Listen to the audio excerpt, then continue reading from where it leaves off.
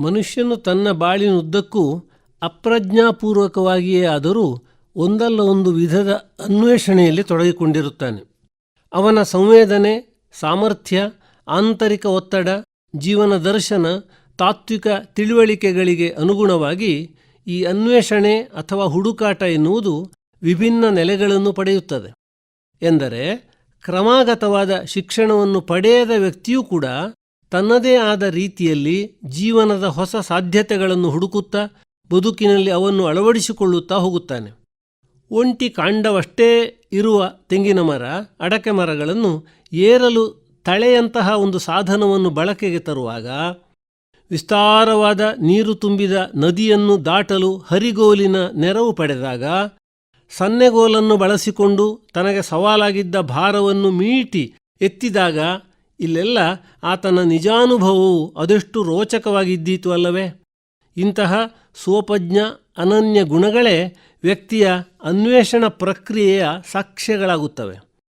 ಈ ಸಂದರ್ಭದಲ್ಲಿ ಮನುಷ್ಯನ ಗ್ರಹಿಕೆಯ ಸಾಮರ್ಥ್ಯವು ನಿರ್ಣಾಯಕ ಪಾತ್ರವನ್ನು ವಹಿಸುತ್ತದೆ. ಹಳ್ಳಿಯ ಜಾತ್ರೆ ಎಂಬ ಒಂದು ಸಾಂಸ್ಕೃತಿಕ ಸಂಭವವನ್ನು ನೆನೆಯೋಣ. ವಿವಿಧ ನೆಲೆಗಳಲ್ಲಿ ಜೀವಂತವಾಗುವ ರೀತಿಯನ್ನು ಒಮ್ಮೆ ಲಕ್ಷಿಸೋಣ. ಕುಟುಂಬದ ಎಳೆಯ ಹುಡುಗ ಹುಡುಗಿಯರಿಗೆ ಪೀಪಿ, ತುತ್ತೂರಿ, ರುಚಿಯಾದ ತಿಂಡಿಗಳು, ಜೋಕಾಲಿ ಆಟ, ತೇರು ಎಳೆಯುವಾಗಿನ ಕುತೂಹಲ ಕಣ್ಣ ಮುಂದೆ ಬರುತ್ತವೆ.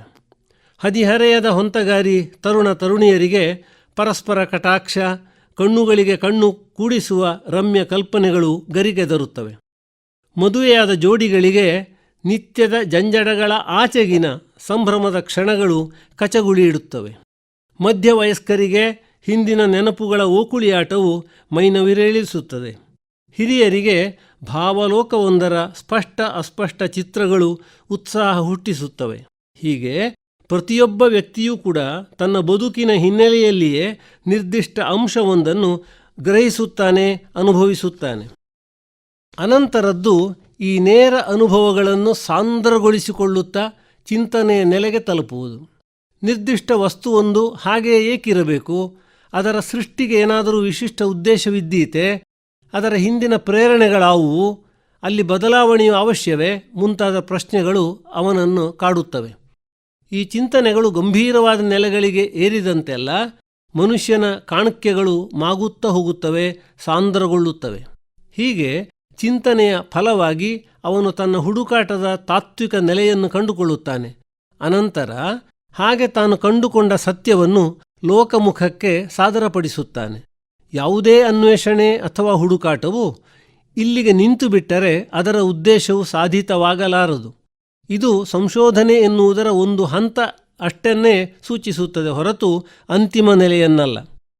ತಂತ್ರವಿಜ್ಞಾನದ ಈ ಒಂದು ಉದಾಹರಣೆಯನ್ನು ಗಮನಿಸೋಣ.